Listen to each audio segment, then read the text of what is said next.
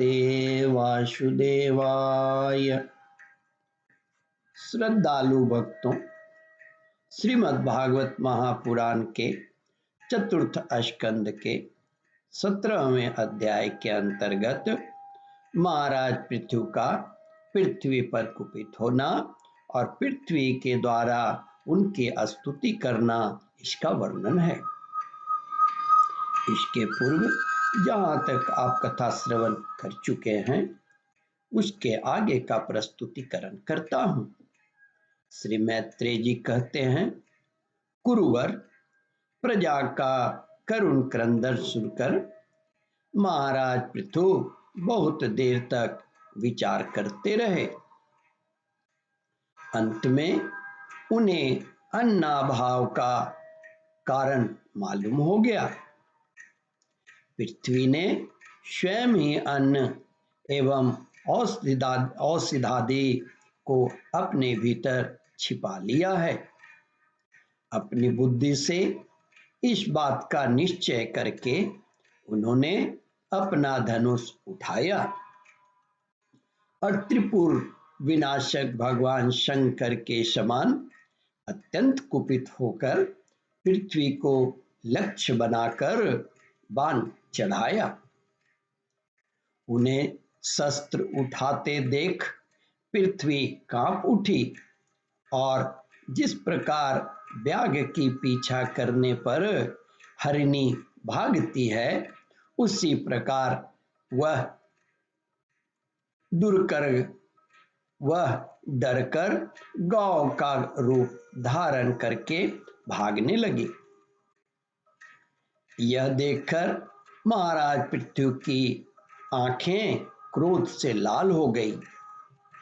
वे जहां जहां पृथ्वी गई, वहां वहां धनुष पर बाण चढ़ाए उसके पीछे लगे रहे।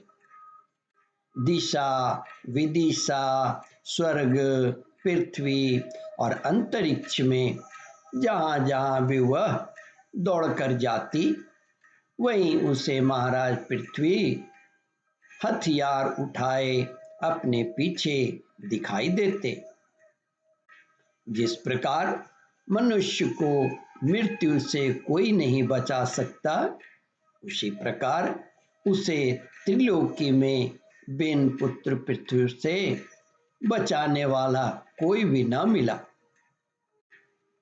तब वह अत्यंत भयभीत होकर दुखित चित्त से पीछे की ओर लौटी और महाभाग पृथु से कहने लगी।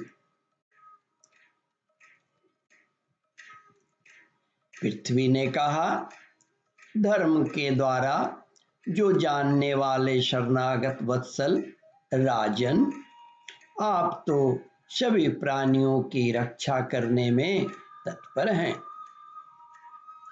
आप मेरी भी रक्षा कीजिए। मैं अत्यंत दीन और निरपराध हूं। आप मुझे क्यों मारना चाहते हैं? इसके सिवा आप तो धर्मज्ञ माने जाते हैं, फिर मुझ स्त्री का वध आप कैसे कर सकेंगे? स्त्री कोई अपराध करे तो साधारण जीव भी उन पर हाथ नहीं उठाते, फिर आप जैसे करुणामय और दीन वत्सल तो ऐसा कर ही कैसे सकते हैं? मैं तो एक सुदृढ़ नौका के समान हूं। सारा जगत मेरे ही आधार पर स्थित है। मुझे तोड़कर आप अपने को और अपनी प्रजा को जल के ऊपर कैसे रखेंगे? महाराज पृथु ने कहा, पृथ्वी, तू मेरी आज्ञा का उल्लंघन करने वाली है।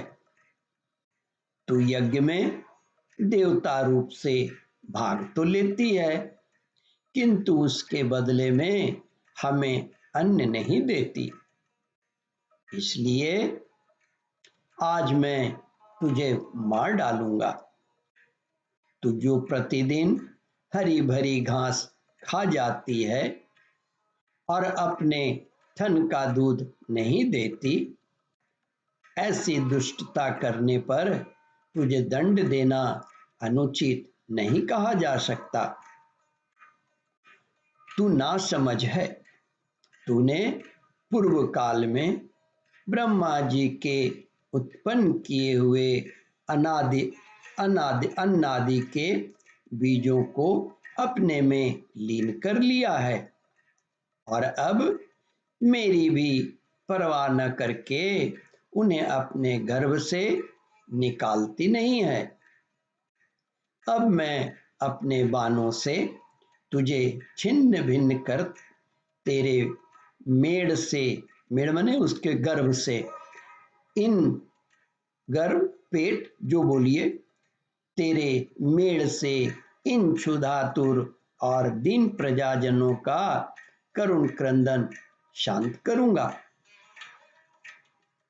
जो दुष्ट अपना ही पोषण करने वाला तथा अन्य प्राणियों के प्रति निर्दय हो, वह पुरुष, स्त्री अथवा नपुंसक कोई भी हो, उसका मारना राजाओं के लिए न मारने के ही समान है।